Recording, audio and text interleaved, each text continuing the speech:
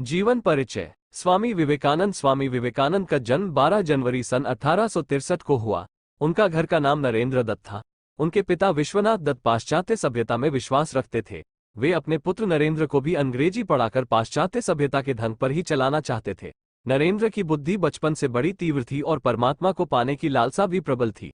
इस हेतु वे पहले ब्रह्म समाज में गए, किंतु वहां उनके चित्त को संतोष नहीं हुआ। सन 1884 में विश्वनाथ दत्त की मृत्यु हो गई। घर का भार नरेंद्र पर पड़ा। घर की दशा बहुत खराब थी। कुशल यही थी कि नरेंद्र का विवाह नहीं हुआ था। अत्यंत गरीबी में भी नरेंद्र बड़े अतिथि सेवी थे। स्वयं भूखे रहकर अतिथि को भोजन कराते, स्वयं बाहर वर्षा में रात भर भीगते ठिठुरते पड़े रहते और अतिथि को अपने बिस्तर पर सुला देते। रामकृष्ण परमहंस की प्रशंसा सुनकर नरेंद्र उनके पास पहले तो तर्क करने के विचार से ही गए थे, किंतु परमहंस जी ने देखते ही पहचान लिया कि ये तो वही शिष्य है जिसका उन्हें कई दिनों से इंतजार है। परमहंस जी की कृपा से इनको आत्म साक्षात्कार हुआ। फलस्वरूप नरेंद्र परमहंस जी के शिष्यों में प्रमुख हो गए। संन्यास लेने के बाद इनका नाम विवेकानंद हुआ। स्वामी विवेकानंद अपना जीवन अपने गुरुदेव स्वामी रामकृष्ण परमहंस को समर्पित कर चुके थे। गुरुदेव के शरीर त्याग के दिनों में अपने घर और कुटुंब की नाजुक हालत की परवाह किए बिना, स्वयं के भोजन की परवाह किए बिना गुरु सेवा में सतत हाजिर रहे। गुरुदेव का शरीर अत्यंत रुग्ण हो गया था। कैंसर के कारण गले में से थूक, रक्त, कफ आदि निकलता था। इन सब की सफाई वे खूब ध्यान से करते थे।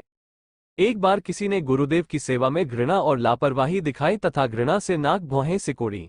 ये देखकर विवेकानंद को गुस्सा आ गया। उस गुरुभाई को पाठ पढ़ाते हुए और गुरुदेव की प्रत्येक वस्तु के प्रति प्रेम दर्शाते हुए उनके बिस्तर के पास रक्त, कफ आदि से भरी थूकदिनी उठाकर पूरी पी गए। गुरु के प्रति ऐसी अनन्य भक्ति और निष्ठा के प्रताप से ही वे अपने गुरु के शरीर और उनके दिव्यतम आदर्शों की उत्तम सेवा कर सके। गुरुदेव को वे समझ सके, स्वयं के अस्तित्व को गुरुदेव के स्वरूप में विलीन कर सके, समग्र विश्व में भारत के अमूल्य आध्यात्मिक खजाने की महक फैला सके। उनके इस महान व्यक्तित्व की नींव में थी ऐसी गुरु भक्ति, गुरु सेवा और गुरु के प्रति अनन्य निष्ठा। 25 वर्ष की अवस्था में नरेंद्र दत्त ने गेरुआ वस्त्र पहन लिए। तत्पश्चात उन्होंने पैदल ही पूरे भारतवर्ष की यात्रा की। सन 1893 में शिकागो, अमेरिका में विश्व धर्म परिषद हो रही थी। स्वामी विवेकानंद जी उसमें भारत के प्रतिनिधि के रूप से पहुंचे। यूरोप अमेरिका के लोग उस समय पराधीन भारतवासियों को बहुत हीन दृष्टि से देखते थे। वहां लोगों ने बहुत प्रयत्न किया कि स्वामी विवेकानंद को सर्वधर्म परिषद में बोलने का समय ही न मिले।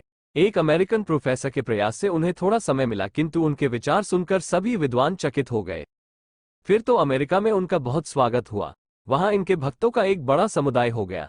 3 वर्ष तक वे अमेरिका रहे और वहां के लोगों को भारतीय तत्वज्ञान की अद्भुत ज्योति प्रदान करते रहे। आध्यात्म विद्या और भारतीय दर्शन के बिना विश्व अनाथ हो जाएगा, ये स्वामी विवेकानंद जी का दृढ़ विश्वास था। अमेरिका में उन्होंने रामकृष्ण मिशन की अनेक शाखाएं स्थापित की। अनेक अमेरिकन विद्वानों ने उनका शिष्यत्व ग्रहण किया। वे सदा अपने को गरीबों का सेवक कहते थे। भारत के गौरव को देश देशांतरों में उज्ज्वल करने का उन्होंने सदा प्रयत्न किया। 4 जुलाई सन 1902 को उन्होंने देह त्याग किया।